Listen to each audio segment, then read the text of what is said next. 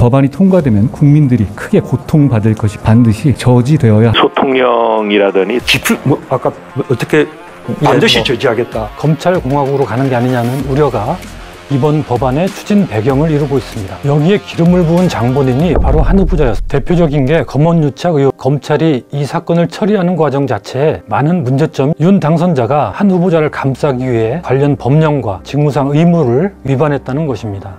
한 후보자가 수사를 받으면서 압수당한 자신의 휴대전화 비밀번호를 끝내 제공하지 않았다는 피의자의 헌법상 권리가 보장돼야 하는 한편으로 피의자가 돼 진술을 거부하는 신뢰할 수 없는 법 집행관을 직위에서 배제시키는 것 또한 국민의 정당한 권리다. 휴대전화 비밀번호를 감춰 검찰 수사를 무력화시킨 이 사례의 주인공이 법집행주무부처의 장관이라면 아이러니한 일입니다. 모든 게 다 완벽하고 모든 게 공정할 수는 없어. 그런 사람은 없다고. 그런데 중요한 건 뭐냐면 국민들이 볼 때 공정한 척이라도 하고 공정해 보이게라도 해야 돼. 그러니까 그 뜻이 뭐냐? 일단 걸리면 가야 된단 말이야. 위장전입, 농지법 위반, 편법 증여 등 인사검증의 단골 의혹들도 나라의 법무를 총괄하는 장관 후보자이기에 하나하나의 법 위반에 실리는 무게가 다릅니다.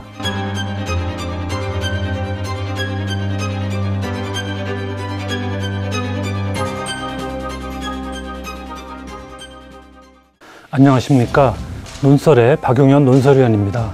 한동훈 법무부 장관 후보자가 지난 26일 수사기소권 분리 법안을 비판하며 현장을 책임질 법무장관 후보자가 몸살이고 침묵하는 건 직업윤리와 양심의 문제라고 말했습니다. 직업윤리와 양심을 거론한 게 눈에 띄는데요. 한 후보자는 이제 인사청문회를 통해 직업윤리와 양심에 따라 살아왔는지 철저히 검증받아야 하는 처지입니다. 5월 4일로 예정된 한 후보자 인사청문회를 앞두고 논설에서 이 문제를 자세히 살펴보겠습니다. 우선 한 후보자 발언의 문제점부터 짚어보겠습니다. 앞서 한 후보자는 지난 13일 이 법안이 통과되면 국민들이 크게 고통받을 것이기 때문입니다. 이런 법안의 처리의 시도는 반드시 저지되어야 한다고 생각합니다. 이틀 뒤인 15일에는 더불어민주당을 향해 지난 5년간 무슨 일이 있었길래 이렇게 명분 없는 야반 도주구까지 벌여야 되는지, 아직 임명도 되지 않은 행정부 공직 후보자가 국회 입법권을 폄훼하는 오만한 발언입니다. 이에 대해 문재인 대통령은 25일 JTBC 인터뷰에서 그 표현 자체도 굉장히 위험하다 생각해요. 그러니까 법무장관으로서 당연히 특히 또 검찰에 오랜 동안 몸담았던 분으로서 검경수사권 분리 이런 부분에 대해서 찬성하지 않는다거나 또는 그 길로 가더라도 좀 더 이렇게 충분한 과정을 거쳐야 된다거나 뭐 이렇게 말씀하실 수는 있겠으나 아까 어떻게 반드시 막겠다. 반드시 저지하겠다. 그런 뜻으로 얘기했어요. 반드시 저지하겠다. 이런 식의 표현을 쓰는 것은 저는 굉장히 부적절하다고. 그러자 한 후보자가 이튿날 직업윤리와 양심 운운하면서 받아친 것입니다. 뿐만 아니라 한 후보자는 국민의힘이 국회의장 중재안 합의를 깨는 과정에서도 이준석 대표와 장시간 통화하는 등 영향을 끼친 것으로 알려졌습니다. 법무장관이 된 것도 아니고 장관 후보자일 뿐인 한동훈 후보자의 힘이 정말 크구나. 소통령이라더니 정말 국민의힘을 지배할 정도의 권력을 가지고 있구나 하는 것을 느끼게 해주는 그런 대목이 아닌가 싶습니다. 현직 검사에서 장관 후보자가 되자마자 보여주는 이런 행보에서 정치검사의 본색을 감지하는 게 저만의 느낌은 아닐 것입니다. 그런데 한 후보자는 수사기소권 분리법안 추진이 본인과 무관하지 않다는 점을 간과하고 있습니다. 검찰총장 출신 후보가 대통령에 당선돼 검찰의 독립성, 중립성이 훼손되고 정권 검찰이 한통속이 되는 검찰공화국으로 가는 게 아니냐는 우려가 이번 법안의 추진 배경을 이루고 있습니다. 여기에 기름을 부은 장본인이 바로 한 후보자였습니다. 검찰은 검언유착 의혹과 관련해 한 후보자의 휴대전화 비밀번호도 풀지 못한 채로 무혐의 처분을 했습니다. 서울중앙지검이 기술력의 한계, 아이폰 기술력의 한계를 언급했으니 제가 뭐라 하겠습니까?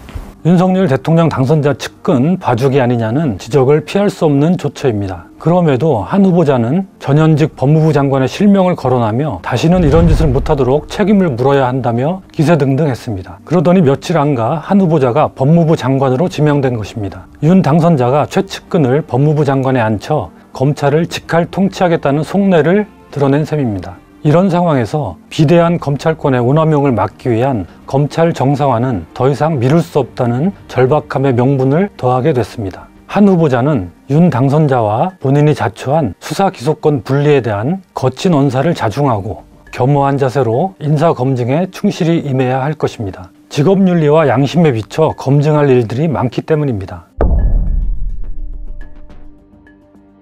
대표적인 게 검언유착 의혹입니다. 한 후보자가 채널A 기자와 공모해 구치소에 수감돼 있는 사람을 협박해 유시민 전 노무현재단 이사장 관련 비위를 캐내려 했다는 의혹인데요. 사건의 실체에 대해서는 검찰이 무혐의 처분을 했기에 법정에서 따져볼 기회도 사라졌습니다.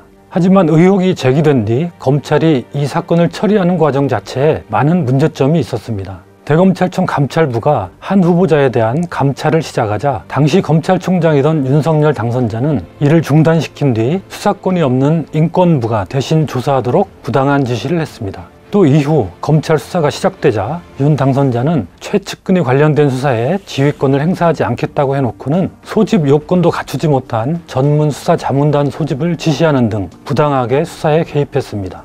이 같은 감찰, 수사 방해 행위는 윤 당선자에 대한 징계 사유가 됐고 윤 당선자는 이 징계를 취소해달라고 소송을 냈지만 법원은 공정한 직무 수행의 의무를 위반한 것이라며 징계가 정당하다고 판결했습니다. 윤 당선자가 한 후보자를 감싸기 위해 관련 법령과 직무상 의무를 위반했다는 것입니다. 직업윤리 위반은 말할 것도 없습니다.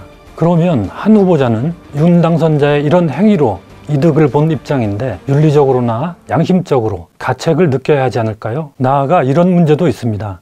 윤 당선자는 징계가 정당하다는 1심 판결에 항소했는데요. 이 재판에서 윤 당선자의 상대방은 징계를 내린 쪽, 즉 법무부 장관입니다. 한 후보자가 법무부 장관이 되면 자신을 감싸주려다 징계를 당한 윤 당선자의 소송 상대방이 되어 징계가 정당하다는 주장을 해야 하는 상황입니다. 과연 한 후보자가 그런 주장을 할까요? 명백한 이해 충돌입니다. 이 점에서도 한 후보자의 법무부 장관 지명은 부적절하다고 할 것입니다. 직업윤리와 관련해 더 중요한 사안이 있습니다. 한 후보자가 수사를 받으면서 압수당한 자신의 휴대전화 비밀번호를 끝내 제공하지 않았다는 사실입니다. 형사상 자기에게 불리한 진술을 강요당하지 않을 권리, 자기부재 금지 원칙이 헌법에 보장돼 있습니다. 따라서 한 후보자가 휴대전화 비밀번호를 진술하지 않는 것은 피의자의 권리로서 인정돼야 합니다. 결백하다면 진술하지 않을 이유가 없을 텐데 왜 그럴까 하는 의문이 들겠지만 어쨌든 피의자의 권리인 것은 맞습니다. 그럼에도 뭔가 찜찜한 생각은 남습니다. 일반 범죄 혐의자라면 몰라도 법을 집행하는 검사가 수사 절차에 협조하지 않는다는 것은 자기 역할에 대한 부정이 아닐까요? 이런 행동을 보이는 사람에게 법 집행 권한을 주고 우리의 안전을 믿고 맡겨도 될까요? 잠시 미국 이야기를 해보겠습니다. 미국도 이런 사회적 고민을 겪었습니다. 미국 헌법도 수정헌법 제5조에서 자기부재 금지 원칙을 천명하고 있습니다. 그러나 예전에는 법 집행을 하는 공직자가 수사 대상이 됐을 때는 사실상 진술을 강요받았습니다. 진술을 거부할 경우 파면된다는 위협을 받았기 때문입니다. 이런 상황에 놓인 한 경찰관이 파면될 게 두려워 진술을 하게 됐고 이 진술을 바탕으로 유죄 판결을 받았습니다. 1960년대에 일어난 사건입니다. 이 사건은 연방대법원까지 올라가게 됐는데 연방대법원은 이 경찰관이 헌법상 권리를 침해당했다며 무죄를 선고했습니다. 그러나 그게 전부는 아니었습니다. 연방대법원은 이처럼 강요된 진술 내용이 형사처벌의 근거로 사용될 수는 없지만 파면 등 징계의 근거로 사용될 수는 있다고 밝혔습니다. 바이런 화이트 대법관은 이렇게 설명했습니다. 피의자의 헌법상 권리가 보장돼야 하는 한편으로 피의자가 돼 진술을 거부하는 신뢰할 수 없는 법 집행관을 직위에서 배제시키는 것 또한 국민의 정당한 권리다. 이 두 가지 권리를 조화시키는 길은 강요된 진술을 형사처벌에는 사용하지 않되 법 집행관의 자격을 따지는 데는 사용할 수 있도록 해야 한다. 이 판결 이후 법 집행관들은 직무와 관련된 비위 혐의를 조사받을 때 진술 내용이 기소나 재판에 사용되지 않는다는 보장을 받는 대신 진술을 계속 거부하거나 진술 내용상 비위가 드러날 경우 파면 등 징계를 받을 수 있습니다. 이 원칙을 연방대법원 판례에 등장하는 해당 경찰관의 이름을 따 게리티 원칙 또는 게리티 권리라고 부릅니다. 헌법상 권리를 보장하면서도 법 집행관들에게 요구되는 직업윤리, 이들에 대한 국민의 신뢰를 담보해야 한다는 문제의식이 투영된 원칙이라고 생각합니다. 한동훈 후보자의 경우로 돌아와 보면 어떻습니까? 일선 경찰관도 아니고 고위 검찰 간부 신분으로 휴대전화 비밀번호 진술을 끝까지 거부했습니다. 그런데 아무런 불이익도 받지 않았습니다. 오히려 법무부 장관으로 발탁됐습니다. 휴대전화 비밀번호를 감춰 검찰 수사를 무력화시킨 이 사례의 주인공이 법집행 주무부처의 장관이라면 아이러니한 일입니다. 법집행을 우스꽝스럽게 만드는 일입니다. 이런 행위를 권장하자는 게 아니라면 부적절한 인선이 아닐 수 없습니다. 이게 과연 검사의 직업윤리와 양심에 맞는 일인지, 이러고도 법집행에 관한 국민의 신뢰를 바랄 수 있는지 묻고 싶습니다. 이 문제와 관련해 한상희 참여연대 공동대표는 한겨레 인터뷰에서 이렇게 말했습니다. 휴대폰 문제는 인사청문회 때 해결해야 됩니다. 수사 과정에서는 자기 부재 금지 원칙, 그 다음에 진술 거부권에 의해서 보호를 받았습니다. 근데 적어도 지금 이제 공직 후보자가 되어서 공직을 맡으려고 하는 순간에는 모든 의혹들을 털어야 될 책임이 후보자에게 있거든요. 한동훈 검사장은 적어도 자기에 대한 의문이 집중되어 있는 그 휴대폰의 채널A 기자와의 통화 부분, 그 부분에 대해서는 패스워드를 하든 어쨌든 포렌식을 하든 어떻게 하든 명백하게 녹취를 만들든지 해서 국민들한테 제공을 해야 되는 거죠. 한동훈 후보자한테 주어진 정치적인 책임입니다. 진술 거부권이라는 또는 방어권이라는 논리가 들어갈 부분이 아니죠. 한 후보자에게는 위장전입, 농지법 위반, 편법 증여 등 인사검증의 단골 의혹들도 어김없이 제기되고 있습니다.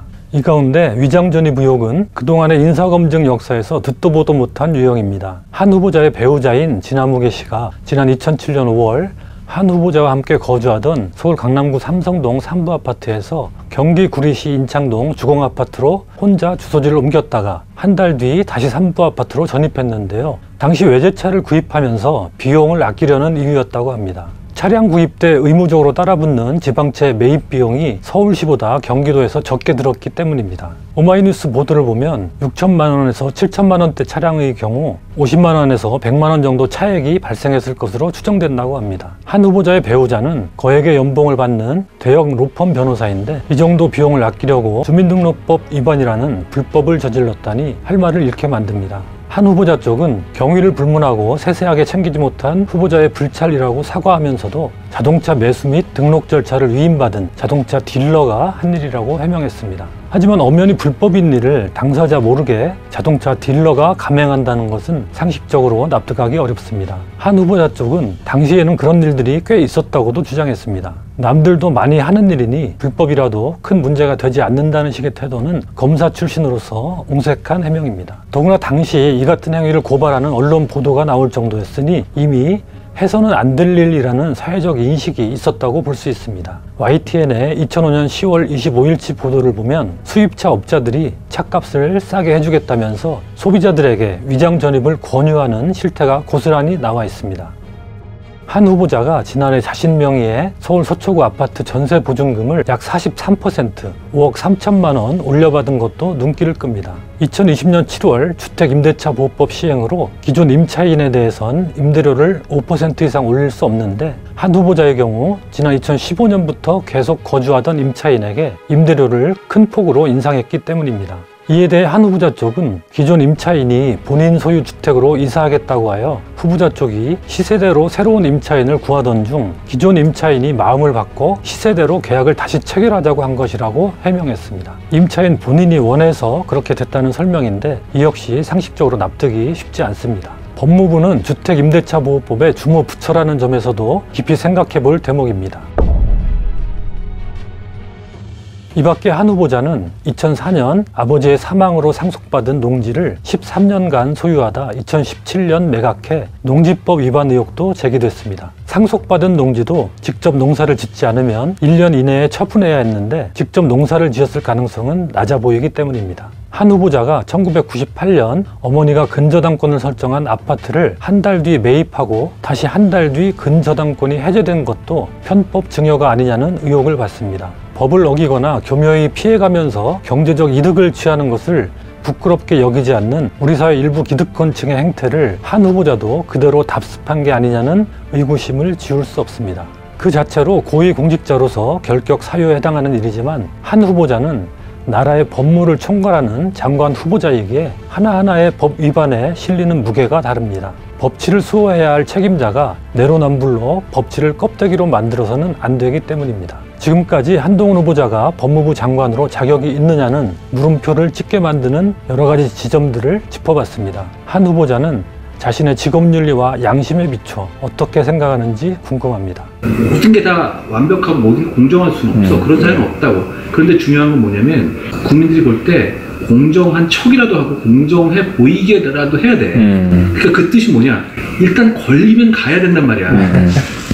그게 뭐 여러 가지들 야로가 더 있을 수 있지만 적어도 걸렸을 때 아니 우리가 좀 그럴 수도 있지라고 속내는 식으로 나오면 안 되거든. 걸리면 잠깐은 빠져야 돼. 법의 이름으로 가차없이 검찰권을 휘두르는 대표적 검사였던 한 후보자가 자신에게는 어떤 법의 칼날과 잣대를 대는지 4.1 인사청문회를 지켜보도록 하겠습니다.